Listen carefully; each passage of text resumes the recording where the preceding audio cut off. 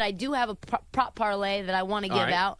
It is a grand total of 25-1 for 3 legs. So, baby, I feel good about it. It is KCP 8 points or more. KCP in this series against the Lakers had 3 out of the 4 games where he went absolutely bananas. 15, 17, 19 points, had 1 clunker. I think he had 7 or 9 points in that 4th game. But for KCP, I think that's an automatic for him. There's a good shot that he could have 15 points, especially up against his former team, the Lakers. Then Nikola Jokic, he's an assist machine. I think he had, in 3 of the 4 games that they played against the Lakers, like 14 assists, 13 assists, 12 assists. So he just needs 10 or more assists. And then MPJ, there's where he gets aggressive. MPJ, 10 rebounds. That's the one I feel the least good about. But again, in 3 out of the 4 games against the Lakers, he had 10 rebounds on the nose. That's 25-1. I would encourage you to take Michael Porter Jr. on maybe 7 rebounds, maybe in the second parlay, because that gives you like 7-1. But I really like those 3 legs. I like that a lot, and I would encourage those to tail me on it. It's time to enter the sweat chamber. I don't even know if it's a sweat chamber because guess your parlay hit. You thought he had 9. He actually had 10. Oh, 10 yeah, assists. baby. Nikola Jokic, 11 assists. Oh, yeah, Michael Porter Jr. People called me. I was crazy. They said, you're crazy, Tristan. Michael Porter Jr., 10 rebounds. How could you do it? You know what? I looked into the math. I got into the kitchen. I looked at the playoffs. These 2 teams just played each other 4 times in a row. MPJ, 10 rebounds, 3 out of the 4 games. And my man, KCP, oh, man, KCP, he ends up getting more than 10 points, gets more than 8, gets more than 1.5 threes. And then Nikola Jokic, you selfish little bitch, in the first half, finally gets double teamed, finally comes home with 10 plus assists. Oh, yeah. So we get a plus 2,500. We get a plus 700. And I'm back, baby. I'm all the way back. After yesterday, you deserve this. God. I thought about taking a night off. I'm feeling a little under the weather, but you know what? I'm invigorated. Yes. Number 1, Chiefs. Very obviously, that's just what they do. They keep winning. Eagles, number 2, do not care about some of the disappointments. They end up getting a big win over the Dolphins in a big way, their defense leading the way. 49ers, I don't care about that Vikings loss. You have no Trent Williams and multiple players are injured. I still think they're going to be fine. Ravens with the big win, a statement win. We see what they can be when their offense is clicking. Dolphins, got to put them top 5 when they basically average over 30 points per game, historic. And I love Tyreek. So I think if their defense can come around, they're a real contender. Still like the Lions at 6. Defensively, their run defense, usually pretty good. They got straight exposed by the Ravens, but I still believe, and they were missing David Montgomery, and I think that hurt them quite a bit. Bengals coming off the bye, I think they're the healthiest that they've been. They're going to just continue to build on this. I think they actually make the playoffs. I don't think Joe Burrow is going to miss it. It just doesn't feel like it. Feels like the Bengals out of the playoffs don't make any sense.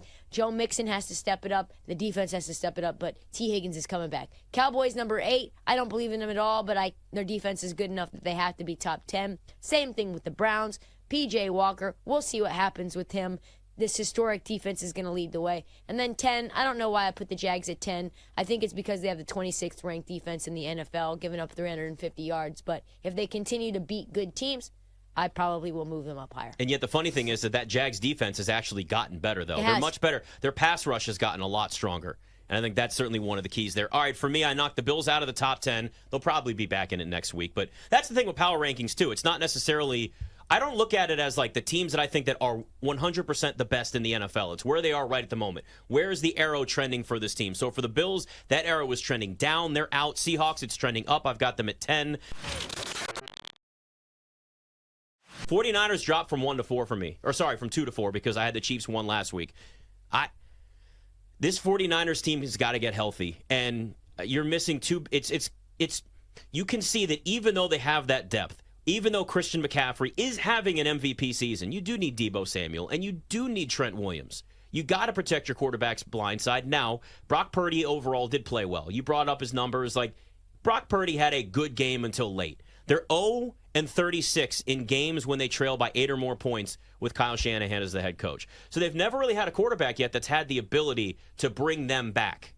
You saw it a couple of times where there was some comebacks, I think, early in like Jimmy Garoppolo's career, but it was, remember like that first start that he had, like that first 6 games or whatever he had there, but it wasn't like that specific situation. I think Fox Sports had that number today. I think it was them, so I'll credit them because I think it was them. I saw it somewhere. But, like, this is good teams go through down periods. I still think the 49ers can be the best team in the NFL. I think they're the most talented team in the NFL. They're just not playing like it right now. So that's why you got to drop them down to 4. Ravens jumping up. I mean, big statement against the Lions. I mean, you beat that team 38-6. We talked about 16 first downs for the Ravens before the Lions had one. Lamar Jackson throws for 357, 4 total touchdowns.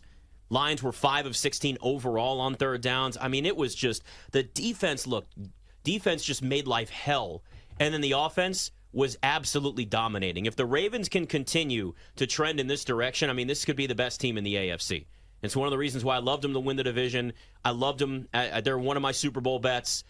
It really comes down to how are the Bengals going to look as the season goes on. I know the Steelers are kind of creeping around, but if I got to go Ravens or Steelers, I mean, come on. That's a very easy choice. Yeah, I'm going Ravens every step of the way. I think the Steelers are in the hunt at the end of the season, and the Browns are a question mark simply because we just don't know how they're going to look if they have to just play great defensive football and you don't have consistent quarterback play if P.J. Walker's starting for a while. So we'll see. Eagles in it too. Big win for them.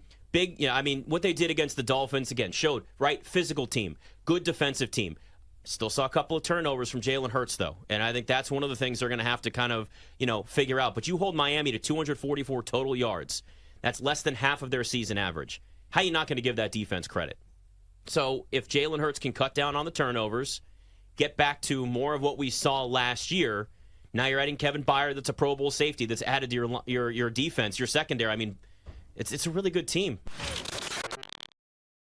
They have to get off to a fast start. Tampa has just been kind of a notoriously slow starting team on offense and defense. And I think if they can just get to the point where they can get 7 points on the board, get an early lead, I think it changes the dynamic of how they play offense and defense.